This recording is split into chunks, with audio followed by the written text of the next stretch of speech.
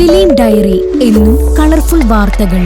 കണ്ടാലും കേട്ടാലും മതിവരാത്തതെന്നും. സബ്സ്ക്രൈബ് ചെയ്യൂ ഫിലിം ഡയറി.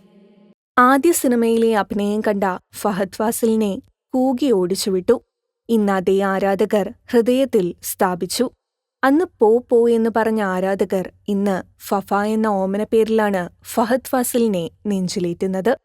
അച്ഛനായ ഫാസിൽ മകനായ ഫഹദിനെ നടനാക്കാൻ ആദ്യമൊരുക്കിയ ചിത്രമായിരുന്നു കയ്യെത്തും ദൂരത്ത്.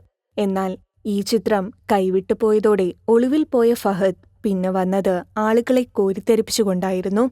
അന്നയും റസൂലും, തൊണ്ടിമുതലിലെ കള്ളനും ആളുകളെ പിടിച്ചുകുലുക്കി. മഹേഷിന്റെ പ്രതികാരം തുടങ്ങി അങ്ങനെ ഒന്നിനു പുറകെ ഒന്നായി ഹിറ്റുകൾ.